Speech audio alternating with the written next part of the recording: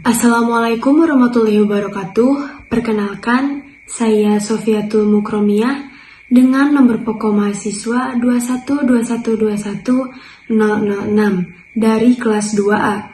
Di sini saya akan menganalisis novel Belenggu karya Armin Pane guna menuntaskan ujian akhir semester mata kuliah prosa fiksi. Nah, di sini juga saya mengambil tema yaitu terbelenggunya cinta dalam novel Belenggu karya Armin Pane. Bercerita sedikit mengenai penulis dari novel Belenggu ini, yaitu Armin Pane. Nah, beliau adalah seorang sastrawan Indonesia pada tahun 1933. Bersama Sultan Takdir Ali Shahbana dan Amir Hamzah mendirikan majalah Pujangga Baru yang mampu mengumpulkan penulis-penulis dan pendukung lainnya dari seluruh penjuru Hindia Belanda untuk memulai sebuah pergerakan modernisme sastra yang ada di Indonesia. Salah satu karyanya yang paling terkenal ialah novel Belenggu ini. Novel ini sebelumnya diterbitkan di majalah Pujangga Baru. Dan Profesor Dr. Tiao menyatakan bahwa Armin Pane ini merupakan pelopor angkatan dari angkatan 45. Setelah berbicara tentang penulis, maka kita bicarakan juga mengenai bukunya. Nah, novel ini merupakan suatu karya dari salah satu sastrawan yang telah disebutkan tadi, yaitu Armin Pane. Pada awalnya, buku ini ditawarkan kepada Balai Pustaka, ke penerbit resmi negara Hindia Belanda pada tahun 1938. Namun buku ini ditolak karena mereka menganggap isinya tidak bermoral.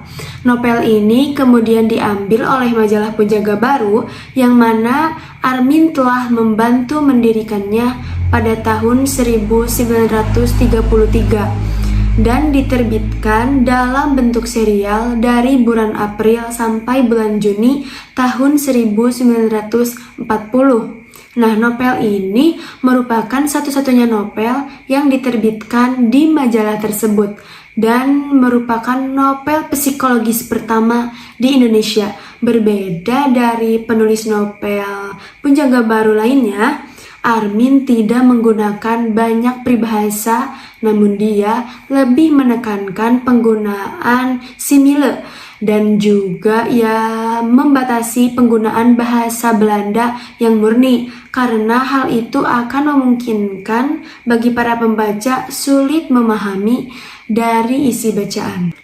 Langsung saja kita beralih ke sinopsis. Nah, novel ini bercerita tentang kisah rumah tangga antara sepasang suami istri yang bernama Sukartono atau biasa dipanggil Tono. Ia merupakan seorang dokter dan ada juga istrinya yang bernama Sumartini atau biasa dipanggil Tini. Lalu ada juga Rohayah yang biasa dipanggil dengan sebutan Yah atau Siti Hayati yang merupakan teman dari Sukartono ketika masa ia sekolah dulu.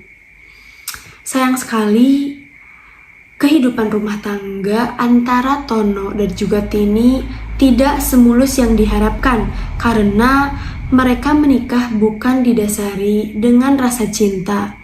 Tono menikahi Tini karena kecantikannya, kecerdasannya, dan juga keyakinannya bahwa Tini bisa mendampinginya sebagai seorang dokter. Begitupun juga dengan Sumartini. Ia menikahi Tono karena ia pikir dengan menikahi seorang dokter, maka ia berharap akan cepat melupakan masa lalunya yang kelam.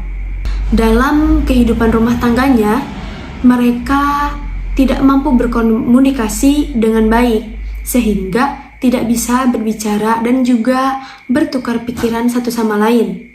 Hampir setiap hari, di dalam percakapan mereka mengalami percekcokan karena Sukartini merasa diabaikan oleh Sukartono yang terlalu sibuk dengan pekerjaannya sebagai dokter. Sukartono memang dikenal sebagai dokter yang sangat mencintai dan juga mengedepankan pekerjaannya, sehingga ia dijuluki sebagai dokter yang sangat baik hati dan juga dermawan. Keadaan rumah tangga antara Sukartono dan Sumartini semakin buruk karena kecintaannya terhadap pasien-pasiennya. Sukartono menjadi tidak punya waktu untuk istrinya. Sukartini mencari kesibukan dengan lebih aktif di dalam media sosial. Hal itu membuat hubungannya dengan Sukartono menjadi semakin menjauh. Sebab Tono ingin Sumartini menjadi istri tradisional yang siap sedia menyiapkan makanan dan juga menunggu ia pulang di rumahnya. Sehingga mereka bertengkar besar dan juga saling menyalahkan satu sama lain. Tidak ada yang mengalah karena merasa paling benar. Hingga suatu hari, ada seorang pasien wanita bernama Nyonya Eni yang menelpon Sukartono dan mengaku sakit keras sehingga memanggil dokter Sukartono untuk datang ke hotel tempat ia menginap. Nah, dokter Sukartono pun langsung menuju ke hotel tersebut. Setibanya di hotel, Sukartono merasa sangat terkejut karena pasien yang memanggilnya itu ialah Yah atau Rohayah, yang tak lain merupakan wanita yang ia kenal sejak kecil, yang merupakan temannya ketika ia duduk di bangku sekolah dulu.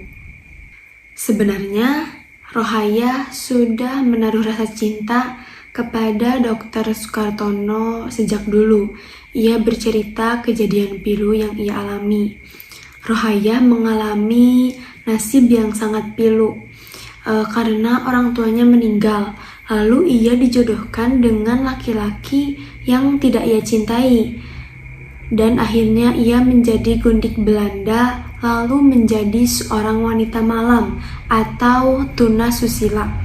Nah, lalu ia pergi ke Jakarta untuk mencari keberadaan Sukartono. Dengan berpura-pura sakit keras dan menjadi pasien Sukartono adalah salah satu cara Rohayah untuk bertemu dengan Sukartono dan menggodanya. Begitupun sebaliknya, Sukartono juga mulai bercerita tentang dirinya dan juga keadaan rumah tangganya dengan Sumartini. Rohayah selalu berusaha menggoda dan juga merayu Sukartono. Ia sangat mahir dalam hal ini karena profesinya merayu laki-laki dengan pekerjaan yang kotor. Rohayah selalu merancang agar ia lebih sering bertemu dengan Sukartono.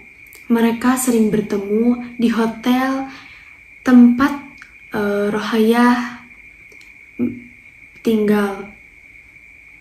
Pada awalnya, Tono tidak tergoda oleh rayuan manis dari Yah, tapi lama-kelamaan Sukartono mulai tergoda dan sering mendatangi Rohayah. Selalu berusaha untuk menggoda dan juga merayu Sukartono. Ia sangat mahir dalam hal merayu laki-laki karena pekerjaannya yang kotor yang dilakukannya selama di Jakarta. Rohayah selalu merancang agar ia sering bertemu dengan Sukartono. Mereka sering bertemu secara diam-diam di hotel yang Yah tempati. Pada awalnya, Tono tidak tergoda, namun akhirnya Tono merasa bahwa ketika ia sedang merasa capek dan pulang dari pekerjaannya bertemu dengan Rohayah, ia bisa menemukan ketenangan dalam hatinya yang tidak bisa ia dapatkan ketika bersama istrinya, yaitu Sumartini. Lama-kelamaan, Rohayah pindah ke tempat yang ia beli, dan Sukartono selalu mengunjunginya setelah ia bekerja dari pekerjaannya. Waktu terus berjalan hingga akhirnya Sukartono merupakan penggemar musik keroncong. Ia menjadi juri suatu lomba keroncong di Pasar Gambir. Di sana ia bertemu dengan Hartono yang merupakan seorang aktivis politik dan anggota Petindo. Beberapa hari kemudian, Hartono mengunjungi ke rumah Sukartono dan bertemu dengan Tini. Ternyata Tini pernah menjalin hubungan dengan Hartono saat kuliah. Hubungan mereka cukup jauh karena mereka sampai berhubungan seksual. Tapi Hartono kemudian memutuskan untuk meninggalkan Tini begitu saja. Dan dari situ Sukartono mengetahui bahwa Hartono lah masa lalu yang kelam bagi Sumartini. Lambat laun hubungan Tono dan juga Rohayah tercium juga oleh Tini. Tini merasa kecewa, marah, dan juga jengkel dengan hubungan gelap dari suaminya dan juga secara diam-diam Tini mendatangi Rohayah. Ia ingin sekali menumpahkan segala amarahnya dan juga mencaci maki Rohayah. Namun setelah bertatap muka langsung dengan Rohayah, tiba-tiba hatinya tergerak dan juga luluh karena sikap ramah dan juga lemah lembut yang ia berikan kepada Tini. Sepulangnya dari rumah Rohayah, Tini berintrospeksi diri. Ia merasa malu dan juga merasa bersalah kepada suaminya karena ia merasa bahwa ia belum sepenuhnya menyayangi, mencintai, dan juga melayani suaminya dengan tulus. Sikapnya seringkali berlaku kasar kepada suaminya dan ia juga merasa gagal menjadi seorang istri. Akhirnya ia memilih untuk mengakhiri pernikahannya dengan suaminya. Awalnya Sukartono menolak keputusan dari istrinya itu. Ia berusaha membujuk, meminta maaf, dan juga berjanji akan merubah perilakunya. Namun keputusan Sukartini sudah bulat untuk berpisah dengan Tono, dan Tono tidak bisa berbuat apa-apa lagi untuk mencegahnya. Akhirnya mereka bercerai dan Tini pindah ke Surabaya untuk mengabdi di sebuah panti asuhan. Nah, hati Sukartono semakin sedih karena ia juga ditinggal oleh Rohayah. Rohayah merasa bahwa ketika ia mempunyai hubungan dengan Tono, itu akan membuat citra baik yang dimiliki Tono hancur sebab latar belakangnya yang berprofesi sebagai wanita malam. Rohayah akhirnya pindah ke Kaledonia Baru dengan meninggalkan surat dan juga sebuah piring hitam untuk Tono yang membuktikan bahwa ia sebenarnya seorang penyanyi favorit Tono, yaitu Siti Hayati. Dalam perjalanannya pindah, ia merasa berat hati dan juga ia merasa rindu kepada Sukartono. Lalu ia pergi dan mendengarkan suaranya di radio. Sekarang Tono tinggal sendiri di Jakarta. Ia memulai pekerjaannya seperti biasa dengan sangat keras dan juga ia berusaha mengisi kesepiannya. Dia juga mengisi hari-harinya dengan membaca buku. Buku yang sering ia baca dominan buku tentang kebatinan. Dalam novel ini banyak sekali memuat momen-momen yang cukup menguras emosi dan menyayat hati. sehingga novel ini bisa dianalisis dengan menggunakan metode pendekatan emotif. Momen menggebu di dalam novel ini di mana ketika Tono sibuk dengan pekerjaan dan juga hubungannya dengan Tini menjadi renggang, malah datang seseorang dari masa lalu Tono, yaitu Yah, di mana ia merupakan teman masa kecil ketika ia sekolah dulu. Yah berhasil menggoda dan menyita waktu Tono dari Tini, sehingga hubungan Tono dan juga Tini semakin berantakan. Sampai akhirnya perselingkuhan itu tercium oleh Tini dan ia berniat untuk melabrak wanita yang bermain belakang dengan suaminya itu. Namun setelah bertemu langsung dengan Yah, Tini mengurungkan niatnya untuk meluapkan emosi itu karena respon dari Yah ternyata sangat baik, lemah lembut, dan ramah, membuat Tini berintrospeksi diri dan akhirnya ia meminta untuk mengakhiri rumah tangganya bersama Tono. Di dalam cerita ini, ketiganya mendapat kesedihan dan juga keterpurukan dengan versinya masing-masing. Selanjutnya, kaitan novel Belenggu dengan angkatan Bujaga Baru. Belenggu mengisahkan cinta segitiga antara Tono, Tini, dan juga Yah. Wanita pada masa itu telah bebas dan berhak menempuh pendidikan. Hal tersebut mungkin karena mereka berasal dari kalangan atas. Persamaan hak antara kaum perempuan dan juga laki-laki pada masa itu bukan lagi hal yang harus dipertanyakan. Namun dalam kasus Tono dan juga Tini, hal ini rupanya menjadi sebuah masalah. Pokok dari permasalahan tersebut adalah karena kesibukan Tono sebagai dokter, sehingga ia mengacuhkan Tini. Hal tersebut membuat Tini merasa bahwa Tono menikahinya bukan karena cinta, melainkan karena kepantasannya menjadi sebagai seorang istri dari dokter. Karena Sumartini ialah seseorang yang berpendidikan. Hal kebebasan wanita inilah yang kemudian menjadi pertentangan kaum muda dan juga kaum tua pada novel tersebut. Dalam novel ini juga terdapat kasus kawin paksa yang menjadi sorotan si pengarang, yang mana Rohayah yang notabene berasal dari keluarga tidak mampu, ia dijodohkan dengan seorang laki-laki oleh orang tuanya. Kawin paksa dalam kehidupan masyarakat zaman sekarang saja masih belum pudar dan masih banyak terjadi, terutama kasus perjodohan. Nah, Belenggu juga adalah cerminan hati dari ketiga tokoh utama itu, yaitu Tono, Tini, dan Yah.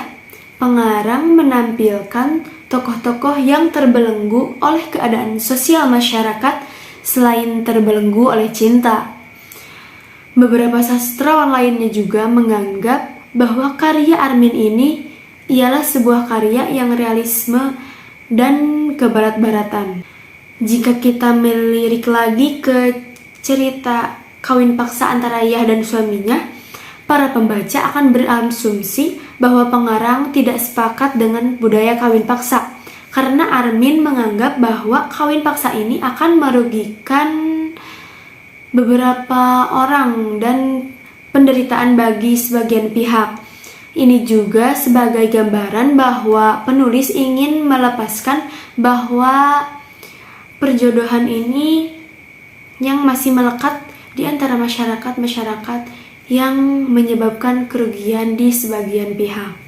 Nah, dan yang terakhir ada ulasan, di mana di sini saya akan berbicara mengenai kelebihan dan juga kekurangan yang ada di dalam novel Belenggu karya Armin Pane ini.